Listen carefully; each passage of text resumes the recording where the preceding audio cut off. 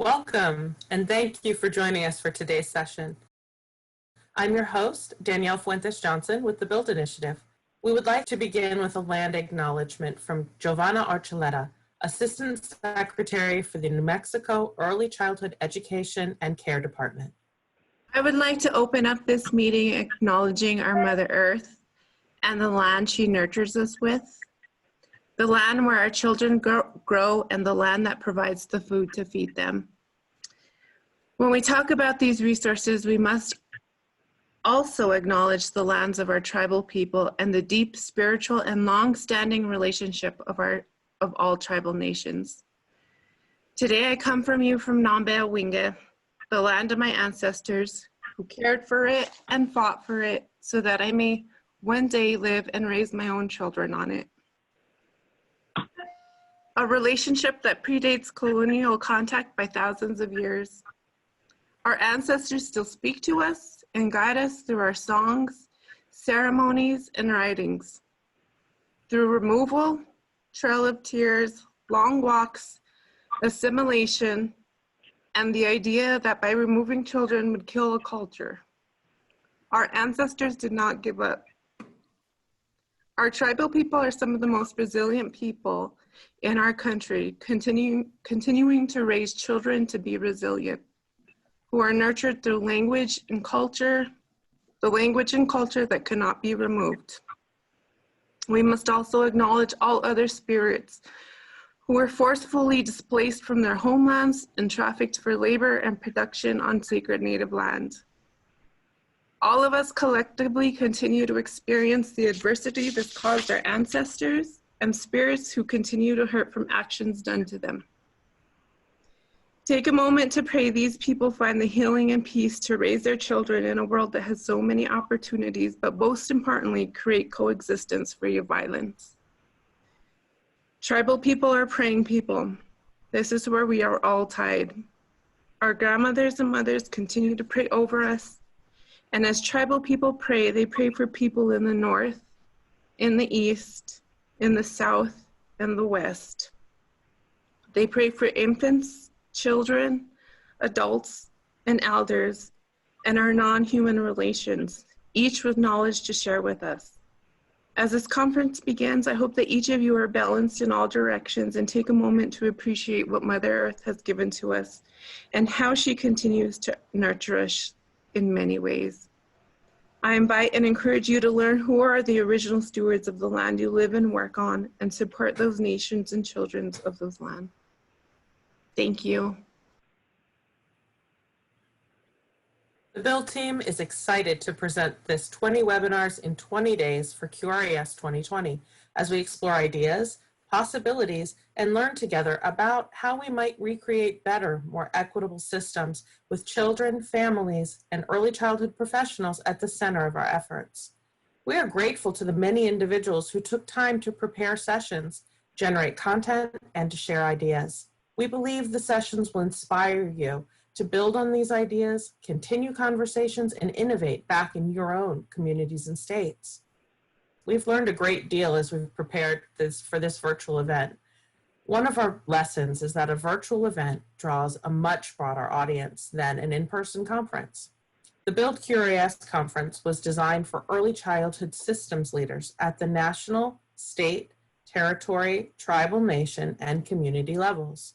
As registration rolled in for the virtual event, we discovered many direct service providers, from teachers to center directors and home-based providers, signing up for the sessions. We welcome you to our learning community and look forward to hearing your perspective. We encourage you to please share your comments, ideas, and questions in the chat box.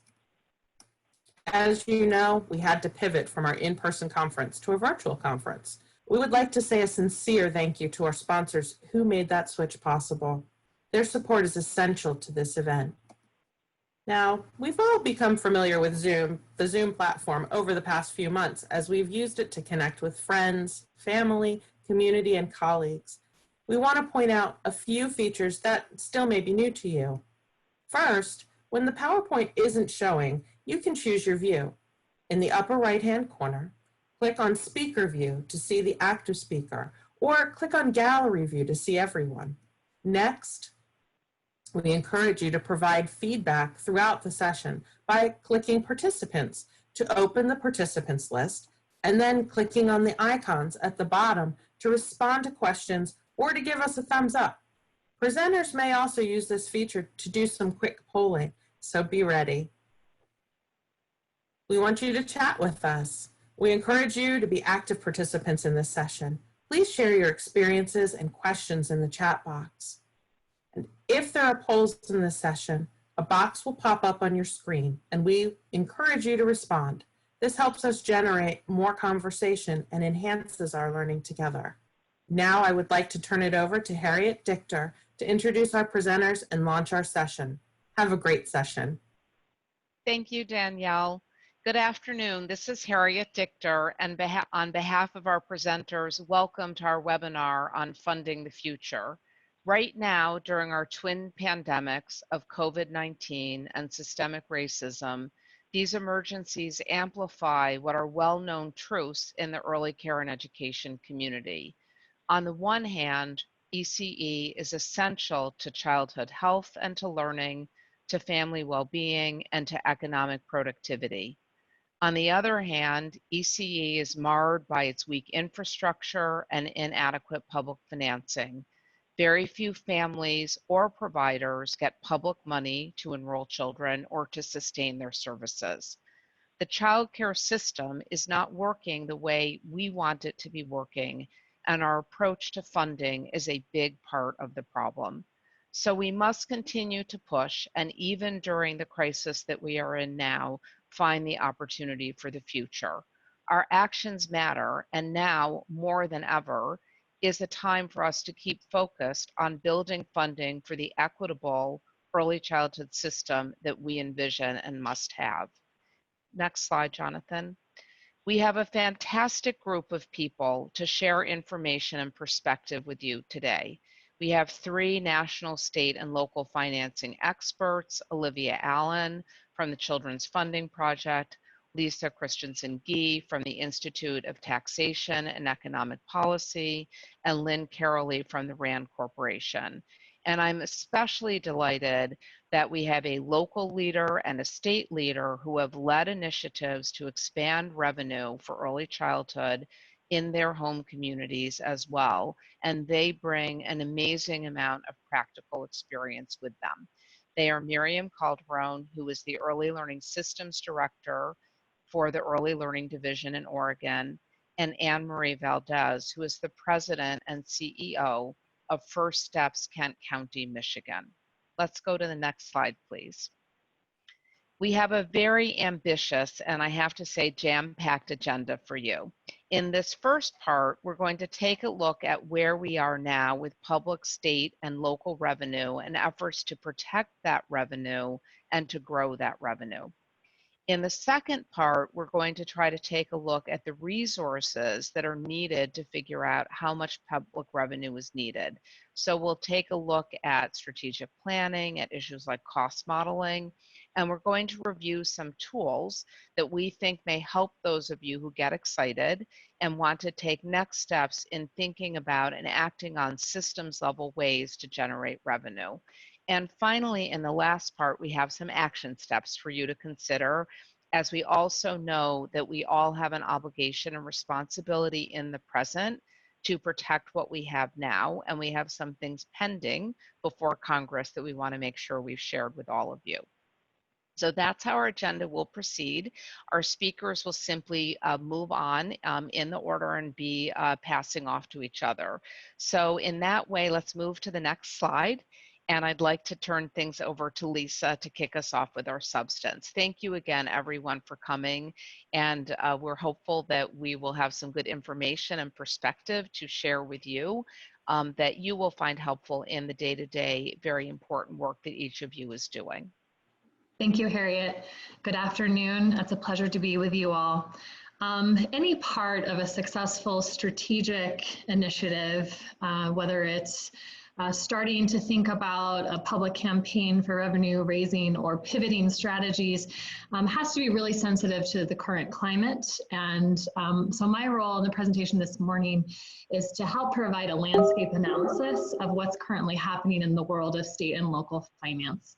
And as will not come as a surprise to many of you, it's a really hard moment. It's a challenging time. Jonathan, next slide, please. Next slide.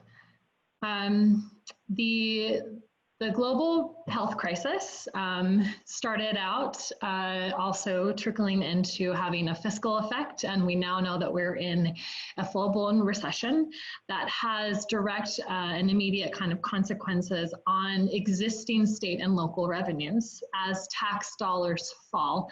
And this happens because as individuals lose their jobs or have reduced hours, or they are restricted in going out and spending money and buying certain services or goods, money that normally comes in and funds education and healthcare and childcare subsidies and other critical infrastructure becomes much more volatile.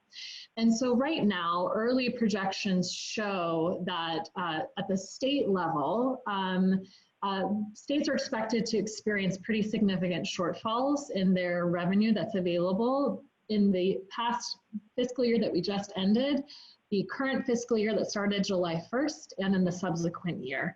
The most current estimates are showing that that's around $555 billion, and this is for all of the state governments. So, and then in a single year, the losses expected this year are larger than the ones that we experienced at any time during the Great Recession.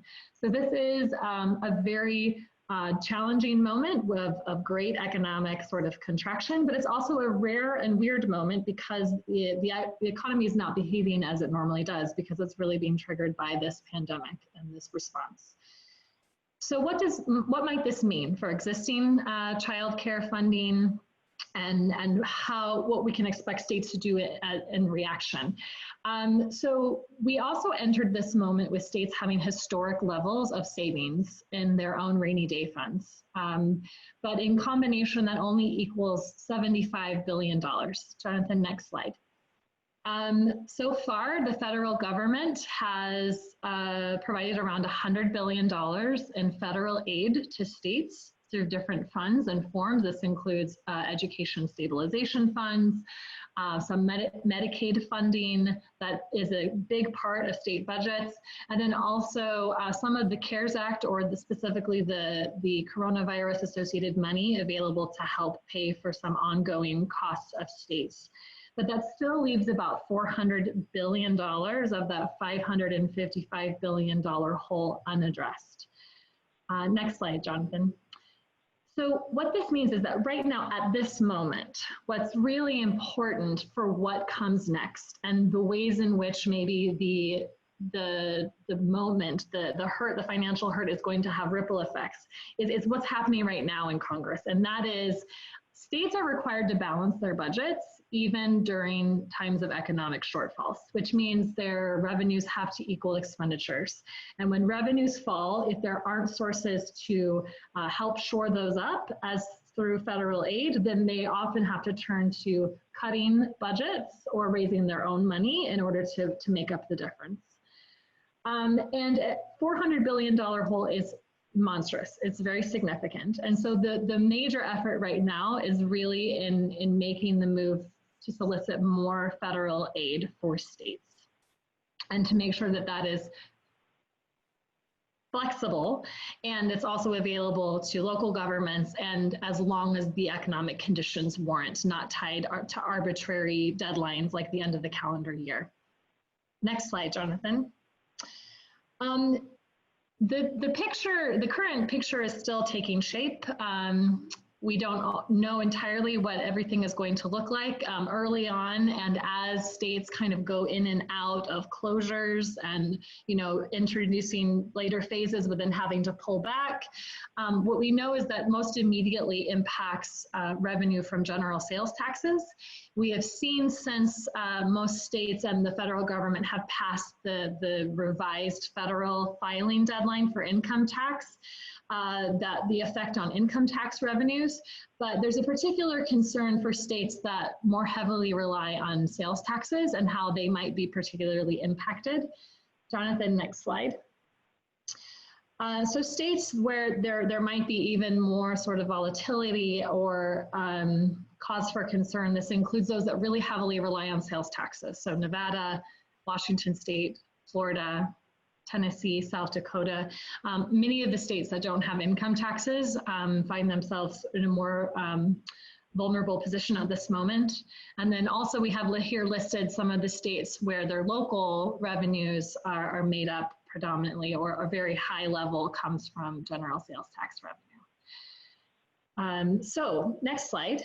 When we think about what is it that states are doing right now, what is it that budget advocates who are concerned about maintaining the entire overall fiscal infrastructure and doing the least amount of damage in order to make sure we don't backtrack in progress and continue to move forward, they're following the following recommendations.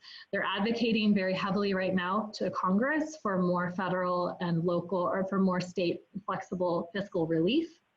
We're encouraging states that have emergency funds to spend those dollars. They were made to be had for moments like this. We're encouraging states to look at the options they have to raise taxes on those who have incomes and who are actually even profiting during this moment. There are many businesses that are struggling and many that are doing really well right now. Using coronavirus relief funds in order to pay for the essential services that are necessary to keep workers and their children safe. Providing flexibility to local governments to be able to respond to their most immediate needs in more equitable and sustainable ways. And trying to curtail budget cuts as absolutely much as possible. And most relevant probably for this group is really preparing for defensive strategies in order to protect existing state funding that goes into supporting the early childhood care and education infrastructure. Next slide. I know this is a very doom and gloom picture, guys, but as Winston Churchill said, we don't ever waste a crisis, right? There are moments of opportunity within this, even, I know that it sounds very Pollyanna-ish. So to be clear, if we look at the last 3 major recessions that we've had, the Great Recession from 2009 to 2012, the dot-com bubble, the recession in the early 90s, what we saw not as a first response or the immediate response of lawmakers is in the months and years subsequent to the immediate shock is that many states, majority of states, will look to raise revenue. 33 states raised taxes in the face of the last recession, 10 of them significantly enough in order to maintain their current level of fundings and even make the path for new investments when they come out of the recession. And then 44 states raised taxes in the early 90s recession, more than 30 in the dot-com bubble. So all this to say, it is not out of touch with reality to be thinking about and planning about strategic initiatives for what revenue raising opportunities may be coming in the near term, in the next year or 2. There will be conversations being had about raising money. Oftentimes those are enacted on a temporary basis, but get extended on a permanent basis, making available new dollars to invest in more vital infrastructure and services. So on that hopefully more hopeful note, I'm going to turn my time over to Olivia. Thanks, Lisa. Hi, everyone. My name is Olivia Allen, and I'm at the Children's Funding Project. And I, like Lisa, am hopeful. We talk a lot at our organization about coming out of COVID, having been motivated to make our systems stronger than they were going in. So, being aware of the fact that this is going to be really hard for the majority of Americans, and knowing that this is an opportunity to have a more fair and just tax system coming out of it. So, Jonathan, could you go to the next slide, please? So I'm going to talk a little bit about something that might feel more in some of your sphere of influence. Our organization focuses a lot on the local piece of the puzzle. So we all know that the funding for early childhood is highly fractured and comes from a broad range of sources. One of those sources is local public dedicated funding, and many of you may live in a place where you have that for early childhood, and many of you may not. So when I'm saying local public dedicated funding, I'm talking about funding that comes from a local tax or fee base, and it is dedicated via legislation that says this portion of tax or fee revenue will always go to early childhood. So it's different from a line item in a budget because it's not subject to the budget appropriations process every year. And the reason why we are focusing on this is not because we think state or federal funding is not going to provide the lion's share of funding for early childhood, but because it's a useful piece of the puzzle, as Annemarie will share about in a minute, in times like this, because it is nimble and flexible, it's able to be really responsive. It creates a system and an infrastructure in your local context. It enables innovation at the local level. And then it also is protected from the kind of treatment that the early childhood system received after the 2008 recession, which you can read a lot about. And I think Lisa's organization has some good materials on the fact that the budget cuts that Child and Youth Services were subject to after 2008, those systems still have not recovered from. So next slide, please, Jonathan. So we have a map of existing local dedicated funds. Only 18 of them right now are dedicated to early childhood specifically, but there are going to be between 5 and 9 new early childhood funds and comprehensive funds on the ballot in November. So what we mean when we say this is these are places where either a policymaker, a grassroots advocacy group, or a collective of intermediaries and early childhood providers have organized around putting a question on their election ballot that asks if the local voters are willing to dedicate a portion of a tax revenue or fee to early childhood in perpetuity, or for 5 years or 10 years, depending on local and state regulations and laws. So right now, these funds are not existent in the majority of places, but they generate $1.1 billion annually, which if you know the cost of a campaign for something like this is a return on investment in the hundreds, if not thousands. Next slide, please, Jonathan.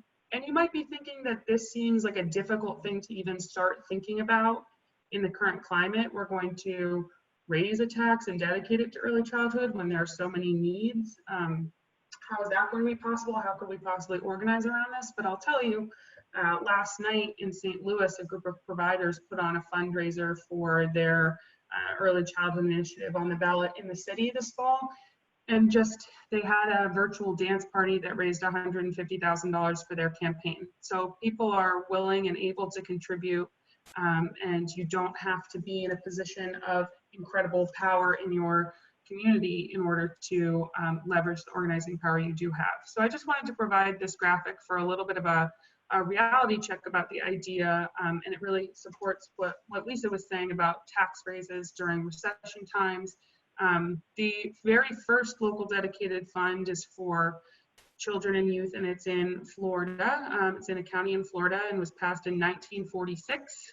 The idea caught on very slowly and started in Florida, then moved to Missouri, both of which have state legislation that enables localities to generate and dedicate revenue specifically for children and youth. And then it started spreading to California, to Oregon, to Texas, and now we're seeing several places on the ballot this fall. And we even saw 2 dedicated children's taxes pass in April, even as the stock market hit its lowest point ever. So that's just to provide a little bit of a hopeful perspective on people's willingness to dedicate funding to early childhood during this time. So we took a look at the lessons learned from dedicated funds that were on the ballot and passed in the last recession and in April. And we learned a couple of things. Number 1 and 2 are mirror exactly what Lisa said. Consider the context and consider the long game. So if you're thinking about what portion of tax or fee to dedicate, we would suggest you consider the long game in terms of creating a fair taxing system and a stable taxing system. And then considering the context, obviously, during the 2008 recession, an additional property tax was not a popular revenue generating mechanism. And then using evocative language, we could do several hours of slides on this, but I think we all know right now that the child care message is probably has the most momentum it's maybe had in recent history, because there is a need to support kids. People can see kids in their community and in their own homes facing challenges they've never faced before. So going to the end of the ballot to put kids first was a really successful message in Missouri. And I'm going to pass it over to Annemarie Valdez, who we worked with and who passed one of these dedicated funds, and she can really speak to the reason why those dedicated funds are so incredible and useful in holding a community together during this time. Thanks, Olivia. Hello, everyone. I am Annemarie Valdez, president of First Steps in Kent County, Michigan. Jonathan, if you could go to the next slide, please. Just a little background. We were able to put a property tax increase on the ballot in November of 2018.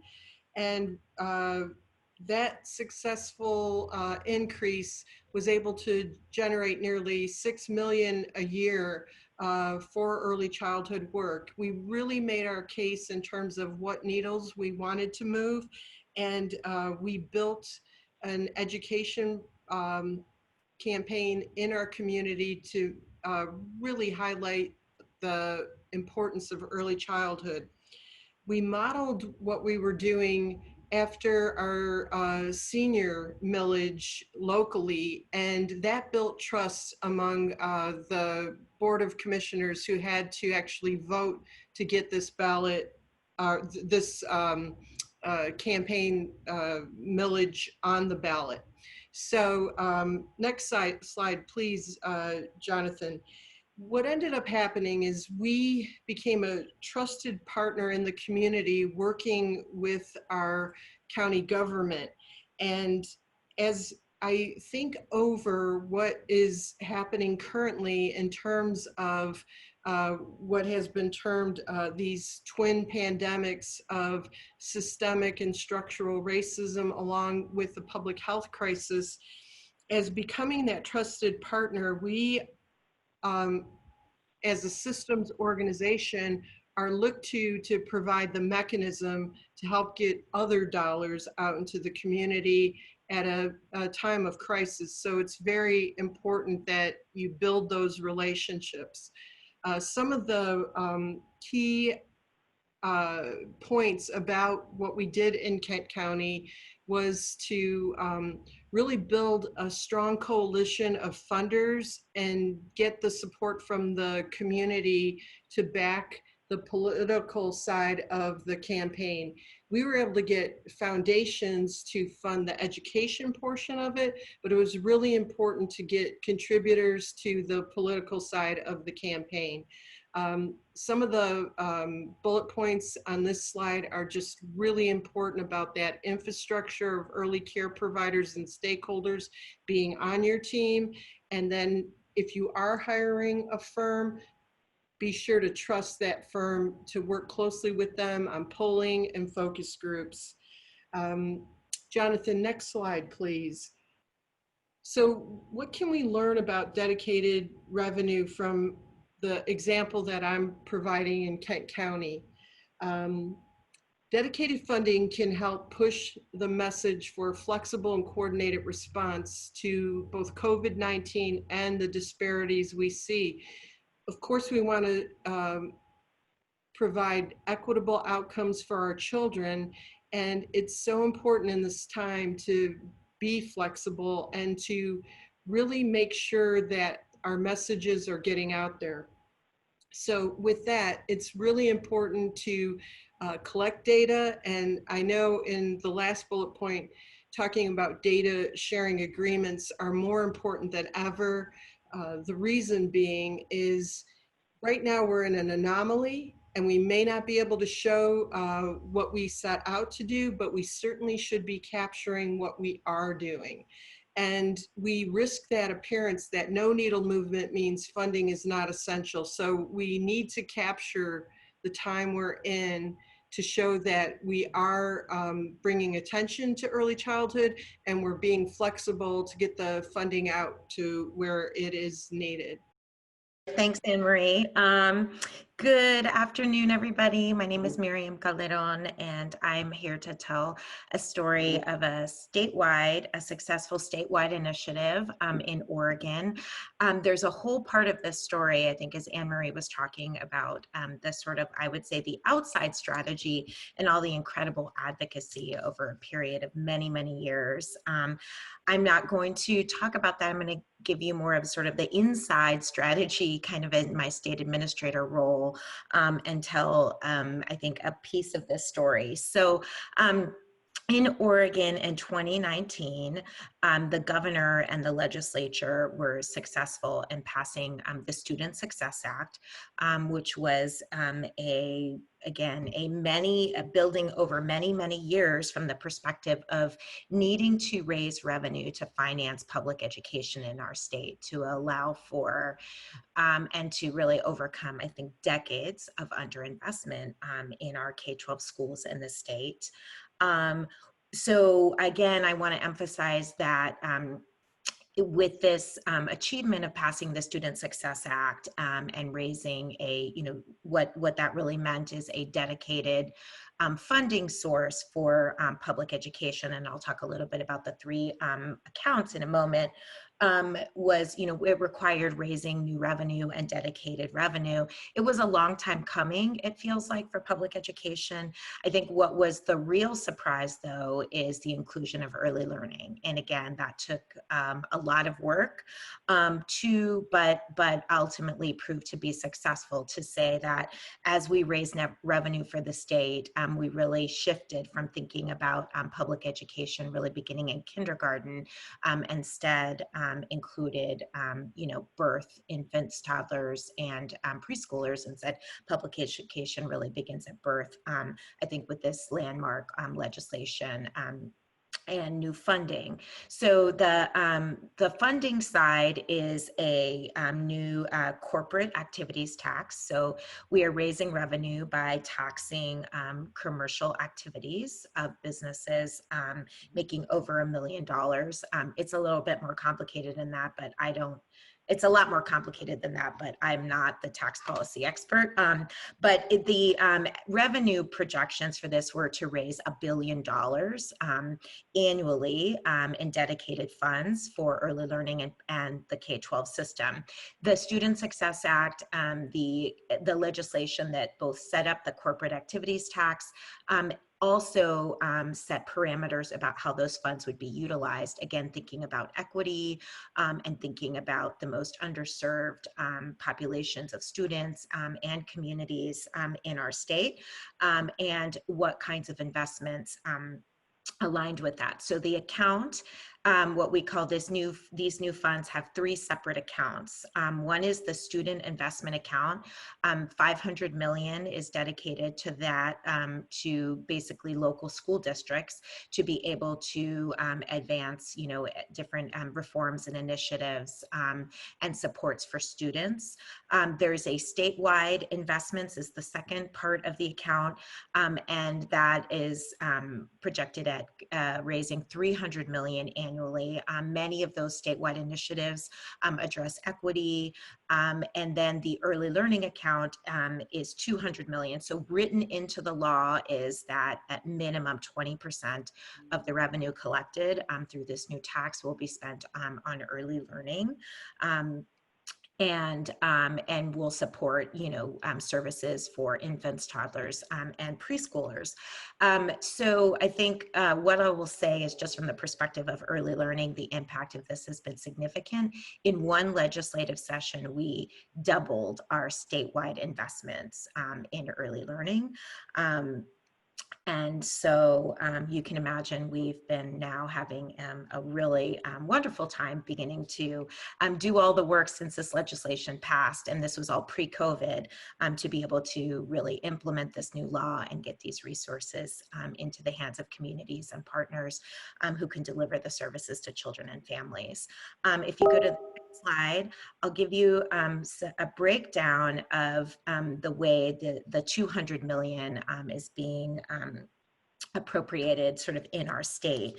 So the legislature in the early learning account, exercising their budget authority, broke down and went by line item how the 200 million would be distributed across a range of programs and services, as well as infrastructure in our state.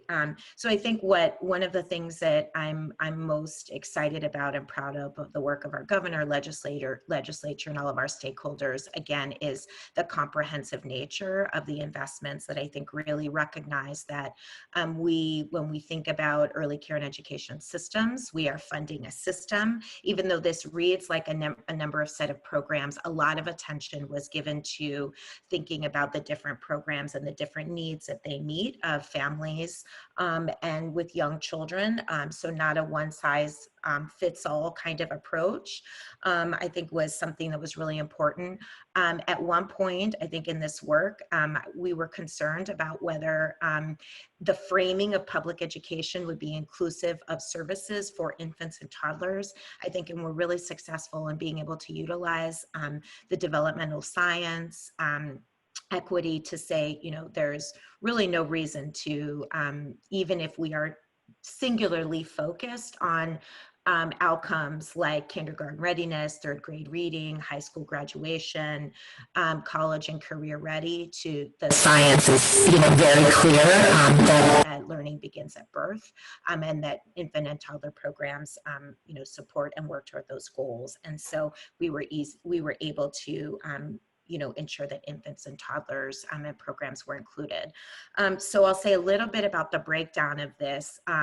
Healthy Families Oregon is our statewide home visiting program, one of several, but it is available statewide. So home visiting, that is for infants, inclusive of infants, toddlers, and preschoolers, was supported in the account. Relief Nurseries is a program that is a child abuse and neglect prevention model unique to Oregon. And so as a result of this new investment, over a dozen new communities are going to have supports through Relief Nurseries. The Early Learning Equity Fund is one of two brand new programs that were invested in this new account. These funds, $10 million a year, will go to culturally specific community-based organizations, as well as tribal communities, to support a range of programs and activities. So kindergarten transition, tribal language preservation, and revitalization activities, culturally specific parenting education, and home visiting, to name a few. The workforce development, the $12.5 million, is dedicated to training and scholarships for birth to 5 educators. This is the most significant investment the state has ever made in access to professional learning for our birth to 5 educators. Early Head Start, we shifted in this one legislative session from investing in 63 slots as far as a state in Early Head Start to over 700. Preschool Promise is our state preschool program, and it is a mixed delivery model. So about a quarter of the slots are in family child care, Head Start, public schools. this took this investment from one that reached only 9 regions of our state to a statewide program, and allowed for a significant expansion. Early childhood special education, we, through this new investment, are really addressing, I think, long-standing inequities and a lack of investment in that program. And then Oregon Pre-Kindergarten is our Head Start, is our state's investment in Head Start for preschool age children. And something notable about that is that through these funds, we really supported salary increases for every Head Start teacher in the state, as well as transportation to address a barrier and a challenge for families to participate in the program through this investment, as well as supporting more of our Head Start programs in the state to transition to full day services as opposed to part day services. The capacity building and staffing, I just want to say a note on that, because there are a number of challenges that we will have with going into, supporting a scale of this magnitude in such a short period of time. So more money for capacity building in communities, our R&R system, our early learning hubs, as well as the state to be able to contract directly with community-based organizations. And having more staffing in our division to be able to support that was really important. One of the outcomes I'm really proud of that we've been able to do as we've moved into shifting this implementation is being able to allow providers to apply in Spanish for the different grants, as well as, so support the application from sort of nuts to bolts in 2 languages, English and Spanish. We have many other languages that we need and, have to work towards being able to support.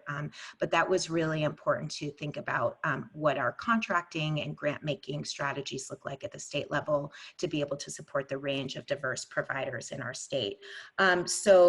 That is a little bit about sort of Oregon's story. I'm going to transition now and just talk about kind of the role of planning for a moment before I hand it off, and sort of where we are kind of in this sort of post-COVID or COVID reality now. I'll say that one, it was really important, as I've touched on before, for us to be able to talk about funding a comprehensive system and not funding, an individual kind of set of programs, and to have a vision around that and a long-term view, I think has been talked about before. So, leading up to this effort, we, were able to say, this is what it takes to finance a comprehensive system, not an individual set of programs.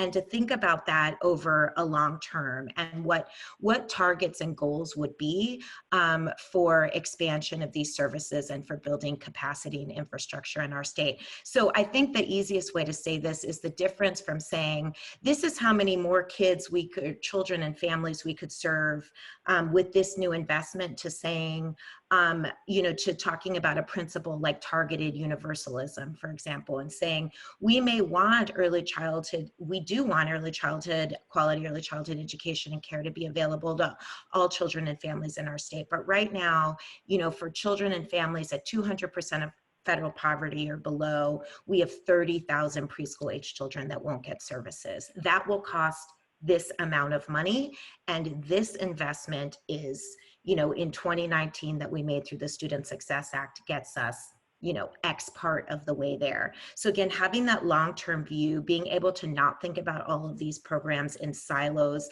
setting goals and building a longer-term financing plan were really, really helpful. As we look at the revenue shortfalls, I can already say, according to our revenue forecast in May, the corporate activities tax is not going to collect the funds that we had hoped.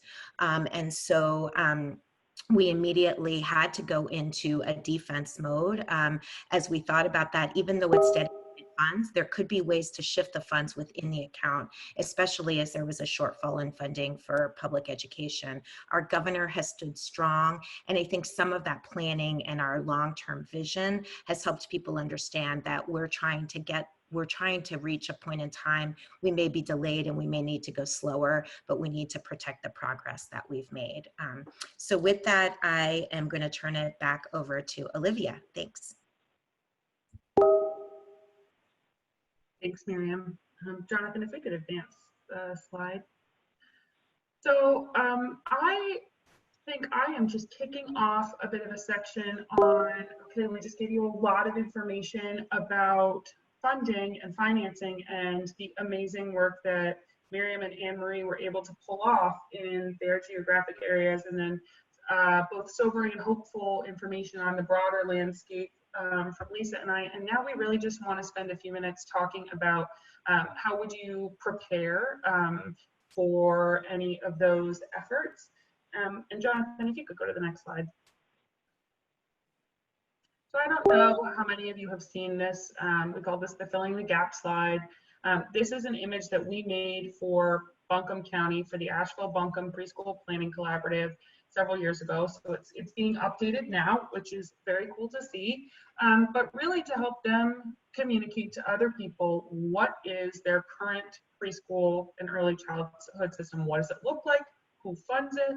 Where does that funding go? How many slots does it fund? And most importantly, how much money is needed to fill the gap? So I think everyone on this call can identify a huge gap in an early childhood system that's important to them. Those gaps do look really different from state to state and locality to locality, which is one of the reasons we're using some local funding strategies to help fill in some gaps. And a big question that I find a lot of folks can't answer when we're talking about this is, how big is the gap? What is the gap exactly? And what goal are you going to set for filling the gap? People who you're going to have to convince and compel, we focus so much on convincing and compelling them to believe that there is a gap that sometimes we forget to concretely define what the gap is for them. And that will be their next question and can derail your advocacy efforts. So essentially, there are a lot of ways to do this. Some are very complicated, some are very simple. The complicated ones, obviously, both tend to be more accurate and more expensive. The simple ways we have found get really close to the complicated ways, don't get quite as detailed, and take less time. So this is a very simple way. They identified all the funding streams that they could find that fund slots in their area. They're a small enough area, as you can see from the number of children. They're a small enough area that they identified all of the settings and slots that are currently filled, and then they identified the percentage of children that they thought within the eligibility category that they thought would actually attend, and set that as their goal. And then took an estimate of the cost per slot for a full day, full year quality pre-K. Which you can see may be lower than in your area. It's a more rural area in North Carolina.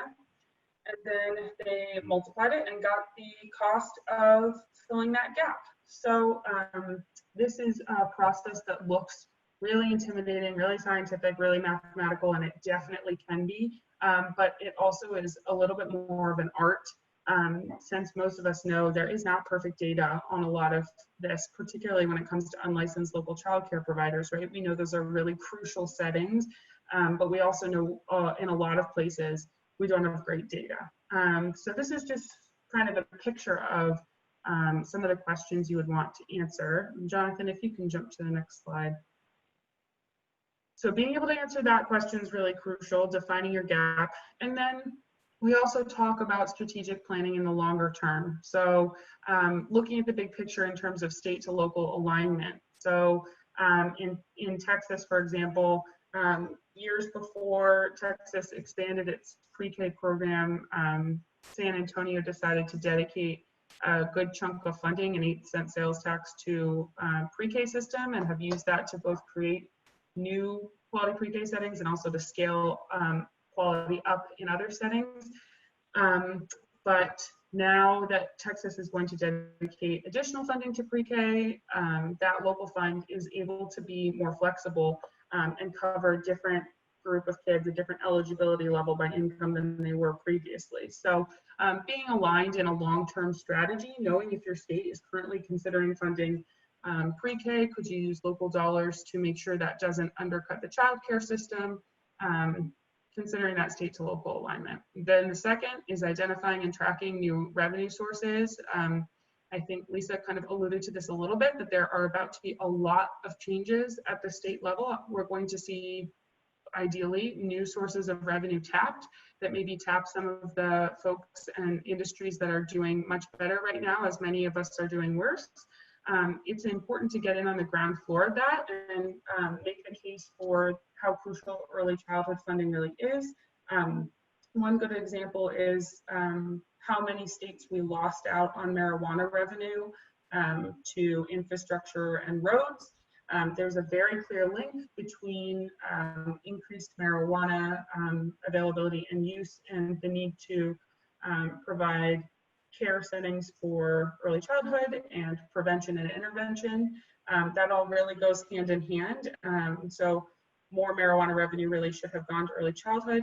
And then also thinking about equitable recovery from COVID-19. So how are we centering equity in these conversations? How are we centering the equity of our tax system, the equity of what cracks have kind of been exposed in our system during this time, and what do they tell us about what Miriam was saying about targeted universalism?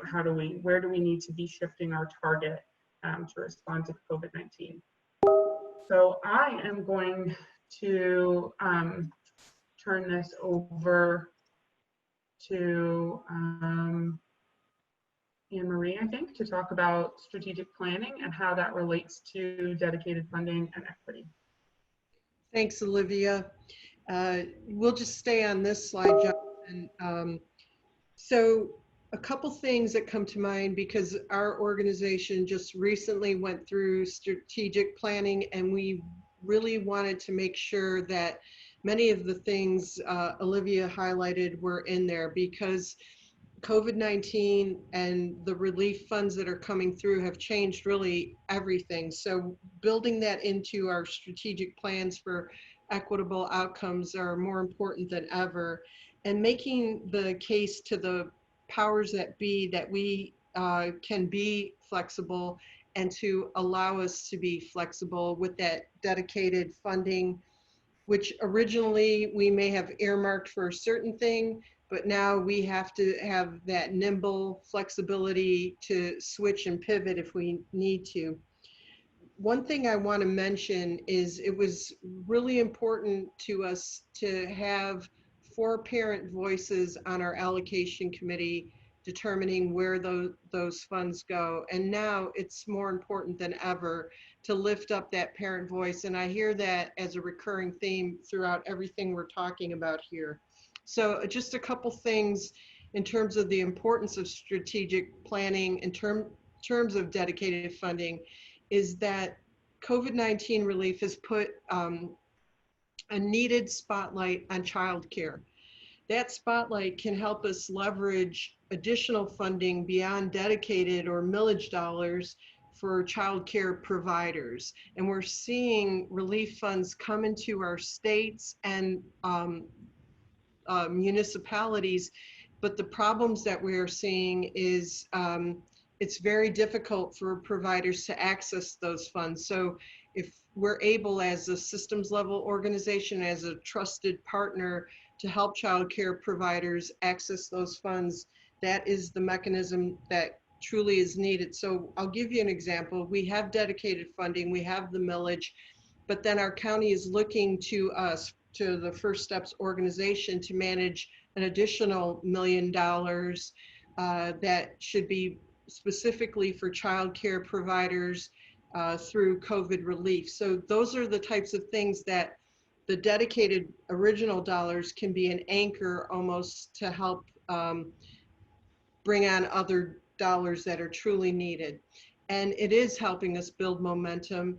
And we have an opportunity to use this momentum to increase awareness on the importance of early childhood and specifically childcare right now.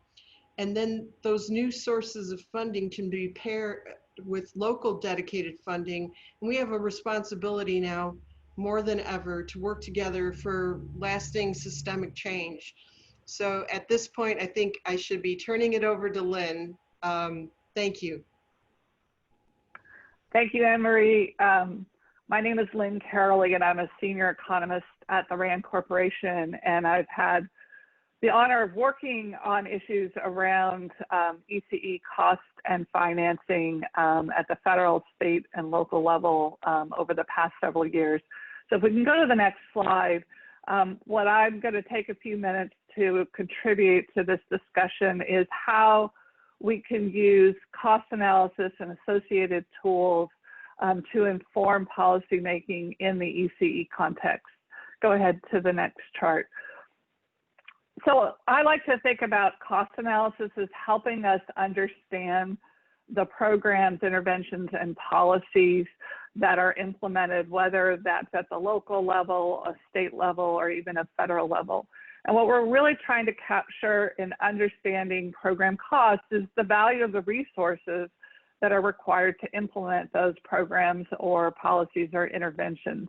And so understanding those costs help us realize, for example, what kinds of resources are needed in order to have the systems and services that we want.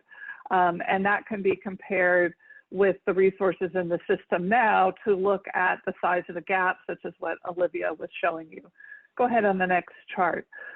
So ultimately, the kinds of analyses that help us understand costs can capture both the actual observed resources, for example, for understanding providers and the costs that they face to deliver care. We might identify hidden resources, those resources that don't show up on someone's expenditure statement, but they're resources that are being used and have value.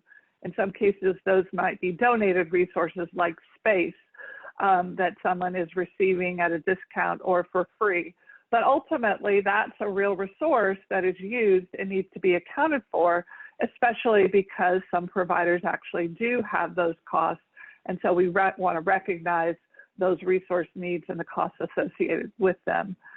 We can also understand through these kinds of analyses and looking at resources and their costs is which cost components are most important in driving the costs of the programs that were implemented. Often we call them cost drivers. So again, an example in the case of childcare or preschool programs is the important role that ratios and group sizes play in determining cost per child, and that those are key policy parameters that when they change have major implications for the cost of delivering those services.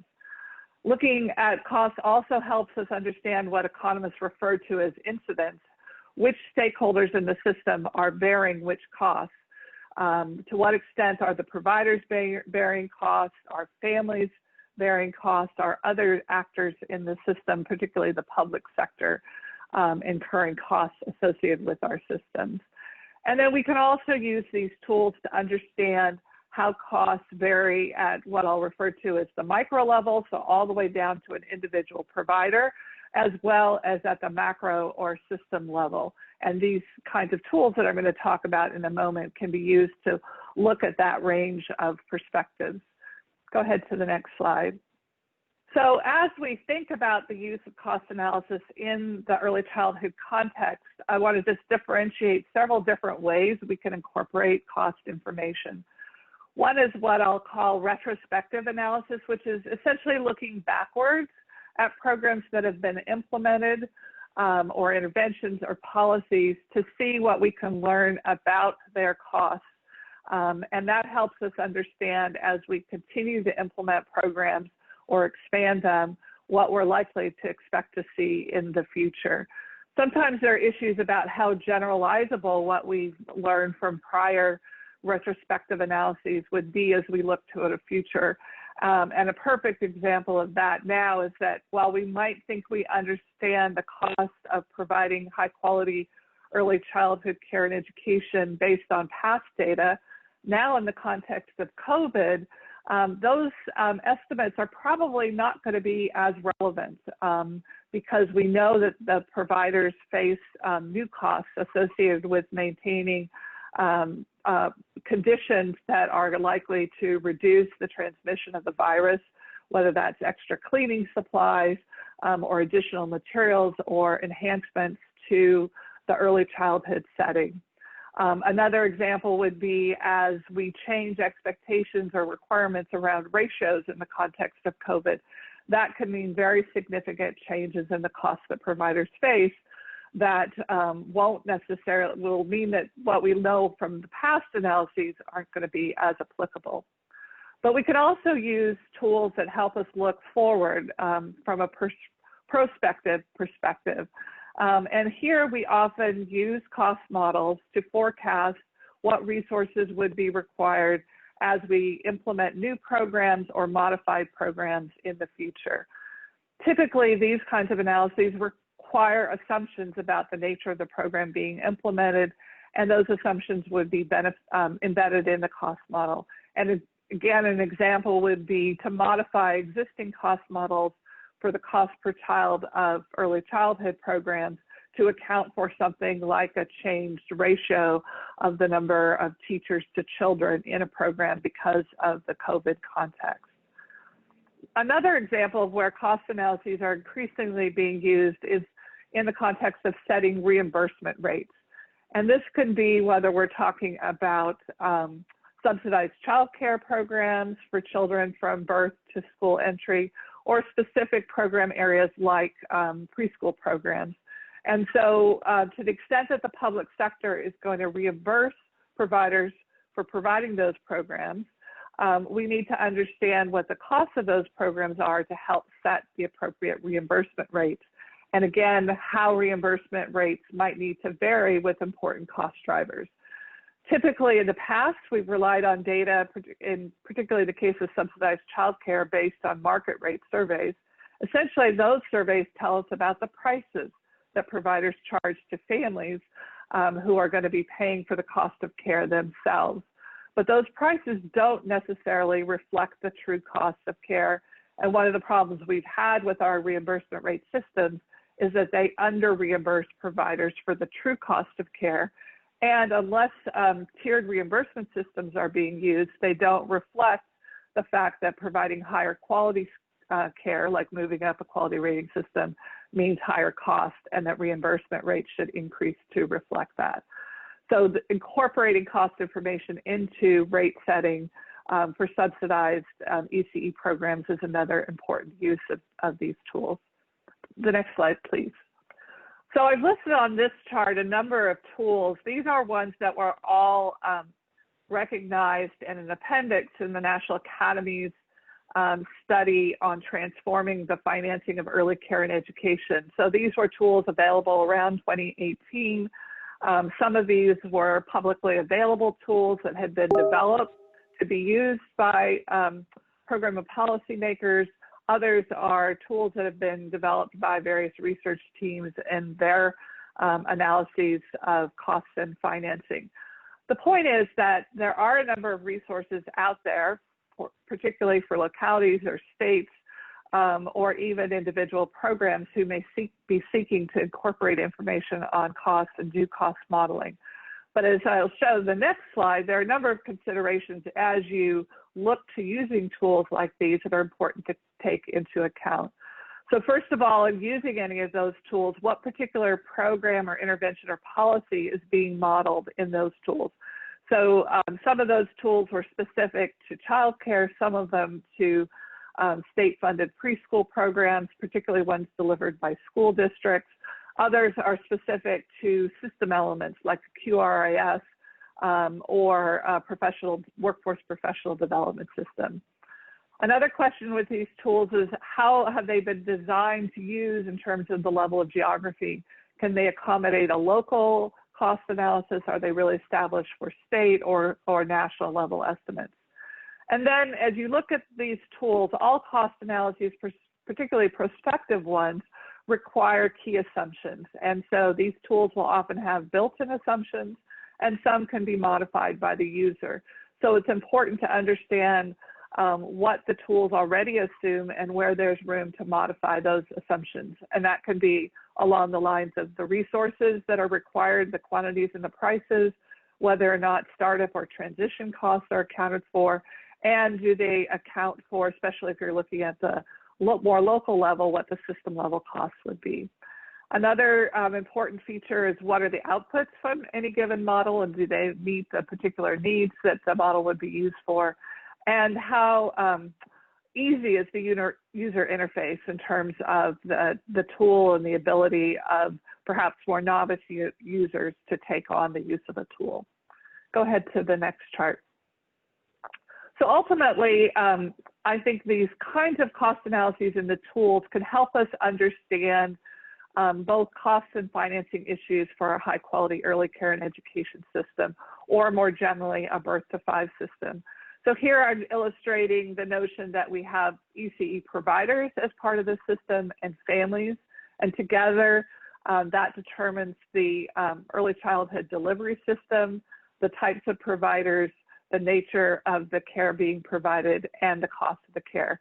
And in the system are other key stakeholders that might include states and local and federal agencies, as well as private sector entities that may help support this system.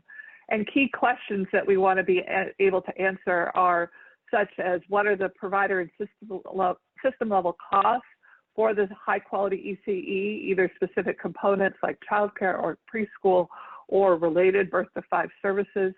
Which stakeholders currently contribute to the cost of high quality ECE, and how might that distribution of the cost be changed in the future, particularly an increase in the role of the public sector in providing for those costs, since we know our systems are generally underfunded? And then what are the financing mechanisms used to cover those costs of the system? And I'll just give you a couple of examples. One is, as you saw in Olivia's chart, one of the local initiatives that I noted was the Cincinnati Preschool Promise, which was Cincinnati's effort to focus in on expanding publicly funded preschool for 3 and 4-year-olds in the community. And in that case, we were part of a team that used cost analysis tools to understand the cost of various policy options, such as more targeted versus universal options, serving 4-year-olds only or including 3-year-olds in the subsidized system, so that the community could understand how much resources needed to be raised relative to the current system. And that ultimately informed a ballot initiative and the additional funding that was acquired in the community. I mentioned the National Academies financing of early care and education study. That was one that also used cost modeling tools to make assumptions about what a high quality ECE system would look like based on the prior National Academy study on transforming the workforce for early childhood. So building on a cost model to then understand what the system at a national level would cost for high quality ECE for all children and families who would want to participate in that system, and the public sector financing that would be required to make it affordable for all families who would choose to participate. So those are just illustrative examples of how these kinds of tools can be used from the very local level to a national level to understand cost and financing of this system. And at this point, I'm going to turn it over to Lisa and Olivia, who are going to talk a little bit more about these tools and their use. Thanks, Lynn. And Jonathan, if you could go to the next slide. So we give you a lot of information. I think what Lynn just shared on cost modeling is really the best explanation. I've heard of all the available cost modeling tools, so that's plenty to chew on. But we wanted to share this one tool that covers a lot of these different issues simultaneously. So this report, Funding Our Future, Generating State and Local Tax Revenue for Quality Early Care and Education, believe it or not, you all know we were all thinking about this revenue prior to the recession, prior to COVID. And last year, a group of organizations came together, including several on this call, to really talk about how do we create a resource for the field on an approach to raising funds that maybe they didn't have a lot of information on, either by dedicated state revenue or local revenue, or some alignment of the two. So next slide, Jonathan. So we're really hoping that this document gives you an overview as well as a kind of a reference document with several appendices that we'll talk about in a minute for anyone who wants to learn about potential available tax policies that you might be able to use in your state, in your community, to fulfill your vision for quality early care and education. Many of us on this list were not primarily tax people. So Lisa is one of our beacons on tax policy. So we really geared this to be for folks who are more able to talk about the system and early childhood itself, but want to get more of that crash course in tax policy. So this is the dedicated group of tax experts and early childhood leaders, many of whom have experience in developing state and local revenue for early care and education, and helped us build this. So I'll let Lisa take the next slide. Thanks, Olivia. Yeah, so this report really is in some ways a primer on Tax Policy 101 for early childhood advocates who are sort of new to this question of wanting to move forward with efforts to have dedicated funding and need to have some awareness of what are the different mechanisms that might be available to them in their jurisdictions. And so in the report, you'll find that a bulk of the report is covered in just introducing different funding mechanisms or different tax bases or tax types that might be available to you depending on where you live, to consider as you think through what might be various mechanisms available for your early childhood systems campaigns. And the report also catalogs foundational efforts that have already been implemented around the country, as well as introducing sort of next generation ideas that might be areas of opportunity for folks thinking through what might be some sources of dedicated funding, as well as providing some tools for early strategic planning around, funding campaigns. Next slide, please. So one resource in this document that we really wanted to highlight was really the answer to the question, where do I even start? What do I need to know to do this? And we kind of boiled it down through a collaborative process that Harriet really led and herded cats around to kind of identify 9 key questions to guide your inquiry into how do I go about raising dedicated revenue in my area. So these 9 questions kind of collectively are meant to facilitate a really holistic discussion with a broad range of partners around the legal and the administrative and the political feasibility of tax policy ideas, while really staying grounded in your state or local context, and even more so now in the context that we're all experiencing differently in different communities. So the questions really range, but help you think about why would one tax be better than another for this opportunity? And how do I choose a tax, and how do I achieve success with this? So I'll turn it back to Lisa for the next slide. The report also includes several appendices that are intended to, again, be sort of a starting place for consideration, but we want to draw your attention to some of the tools contained therein. So the first appendix in the report lists each of the 6 major tax areas and provides different revenue raising levers or ideas within those areas, and provides sort of an overview of all the 50 states in the District of Columbia, whether or not this might be a relevant opportunity or area for you in your state. Next slide, please. And then in our appendix number 2, we also include more general resources about specific tax types, right? So if you're wanting to kind of drill into one of these possible options, but need a broader kind of base of understanding of what that works and what that means, and can generate some fluency around talking about those tax bases. Lots of resources in there to guide you to reports and policy briefs and primers that are intended for a non-tax policy audience, as well as information about who it is in your states that works on these issues that you can connect with to start having these broader conversations and figuring out what other tables you'll want to think about partnering with as you move in this direction.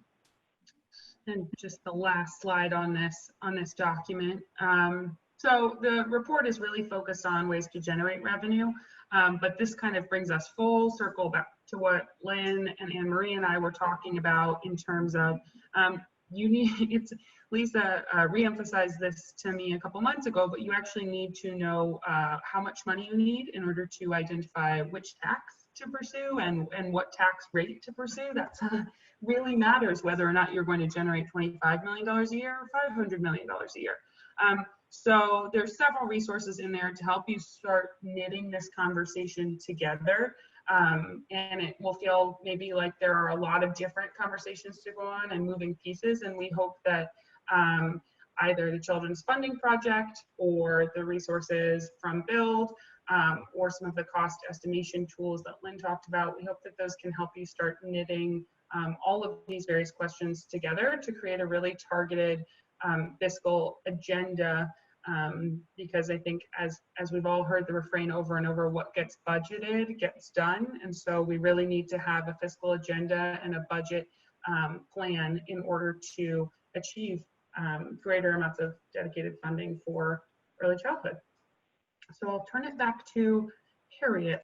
Thank you, Olivia. Jonathan, can we have the next slide? So and then the slide after, it's amazing to me that we managed to get through our whole agenda, and hopefully we've provided some good new information and perspective. We wanted to close with talking about actions and the importance of action in the present. And so we divided this up a little bit into potential things that everyone on the call could be doing to be in communication with our federal decision makers. For those of you not already active in working on issues at the state, one avenue in at the state level, and then I'm going to have Olivia talk a little bit about local action. But I want to start basically with our current situation with Congress. I think when Lisa opened this up, she showed us the importance of really federal transfers to the states, and that states and locals are very dependent, and that they're an important part of the budget makeup, and they're very important in the here and now in terms of COVID-19. So COVID-19 is being actively considered the next relief package at present. And we wanted to remind people, although I think most people on this call can remind us of the reasons why the positioning of childcare is so critical. But we do know now that many, many people offering childcare services are closed. And we also know so much about the thin underfinancing that closures of 2 weeks or more really require help and relief for the providers. And that loss of supply is really an enormous deficit for the nation, for children, for families, for childcare practitioners, and for communities as a whole. So the concepts here are really very important to us in terms of our expectations and our ability to move ourselves forward. And they have enormous implications as well, as we've talked some about the issues of equity and racial equity in the country as well. So in that way, it's really time for us as a community to make sure that all the people who are day to day working on these issues on our behalf in Washington are also doing what they're asking us to do to communicate with our legislators. So we have put in here, for those of you who aren't aware already, basically the link for the childcarerelief.com website, which is really a coalition website for all of the advocacy groups working on these issues in Washington. And really would like to ask people to take a look at the website, because they're very easy to use actions that everyone can pursue, and they don't take a lot of time, but now is a good moment to have your voice be heard. So let's make sure that we all kind of are in the mix now, because the moment is now in terms of the next relief package. At the state level, it's a little bit harder to say what's a single action. We've been talking about pretty complex issues today. And we've been talking about, as you heard from Miriam's story in Oregon, something that took a while to build up, Annemarie had a different story to tell. Hers was at the local level in Michigan, and many of the other people on the call have had engagement in various actions and activities at the state, and states are in different places at the moment. So for those of you who aren't sure in terms of what would I be doing either now on protecting resources or on starting to organize in terms of future and revenue raising, the site that we elected to send people to is the Alliance for Early Success website. This is an umbrella organization that works with child advocates all over the country, and they have contacts in every state. So for those of you who don't have a connection, this is a place to build a connection. And to try to determine what's the right action presently in your state, and also how might you build a deeper connection on some of these issues over time. And then we also don't want to lose local action, because we've included, and Olivia did a great job of showing you and Annemarie, the excitement around local possibility. So I'm going to turn things over to Olivia to talk a little bit about local opportunity. Thanks, Harriet. Yeah, so I think a lot of people have entered the local advocacy field in their community recently, and I think a lot of folks have gotten a crash course in local advocacy, but we just wanted to highlight a couple ways that you can identify who is already doing what, is there someone working on this, and then tools that you can use. So two good resources are Community Change, their Child Changemakers Facebook page. You can either go to their website, which is down at the bottom, communitychange.org, to identify some local grassroots organizations working on this issue in your area, or their Child Care Changemakers Facebook is just a good kind of almost listserv, social media listserv, right, to keep up with opportunities and tools on and actions other folks are taking locally.